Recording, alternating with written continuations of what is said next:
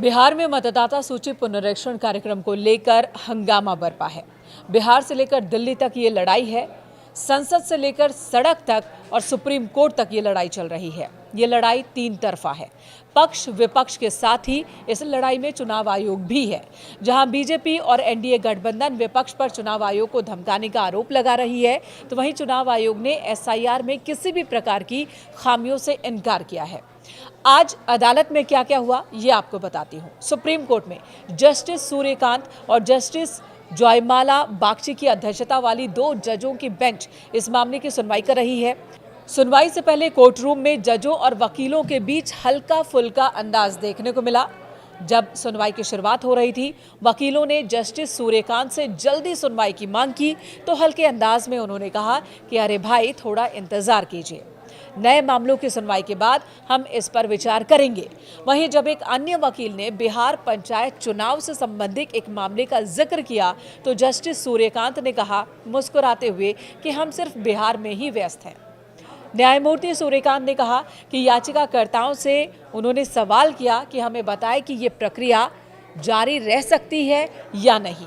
अगर आप कहते हैं कि ऐसी प्रक्रिया सशर्त योजना के तहत अनुमत है, तो हम प्रक्रिया पर विचार करेंगे। यानी कि ये काम तो होगा, लेकिन प्रोसेस सही तरीके से फॉलो किया जा रहा है या नहीं, उस पर हम विचार करेंगे। और अगर आप कहते हैं कि ये पूरा का पूरा काम ही संविधान के तहत नहीं है, तो फिर हम उस हिसाब से मामले की सुनवाई करेंगे। और इसके जवाब में वरिष्ठ अधिवक्ता गोपाल शंकर नारायण ने कहा कि बड़े पैमाने पर बहिष्कार हुआ है। मुद्दा उठाया गया। उन्होंने कहा कि 65 लाख वोटर्स बाहर किए जा रहे हैं। सुप्रीम कोर्ट ने कहा कि बड़े पैमाने पर नाम तो हटाया जा ही रहा है, लेकिन तथ्यों और आंकड़ों पर निर्भर करेगा कि ये सही है या गलत है। कपिल सिब्बल ने कहा कि एक छोटे से निर्वाचन क्षेत्र, उन्होंने एक उदाहरण दिया कि एक छोटा सा निर्वाचन क्षेत्र है, वहां पर 12 लोगों को मृत दिखा दिया गया, उनके नाम को वोटर लिस्ट से गायब कर दिया गया, जबकि वो लोग जीवित हैं। बीएलओ ने कुछ नहीं किया इस मामले में जब उनसे शिकायत की गई। तो वरिष्ठ अधिवक्ता राकेश द्विवेदी ने कहा कि ये तो बस एक ड्राफ्ट रोल है। इस पर सवाल करते हुए सुप्रीम कोर्ट ने पूछा कि हमें आपसे पूछना है कि कितने लोगों की पहचान मृत के रूप में हुई है, आप हमें बताइए। आपके अधिकारियों ने कुछ काम तो जरूर किया होगा। इस पर वकील द्विवेदी ने कहा कि इतनी बड़ी प्रक्रिया में कुछ न कुछ त्रुटियां तो हो ही जाती हैं, लेकिन मृत को जीवित कहना ठीक नहीं है और किसी नए आईए की जरूरत नहीं है। यानी कि आज की जो चर्चा हुई है, उस दौरान सुप्रीम कोर्ट में यही बात सामने आ रही है।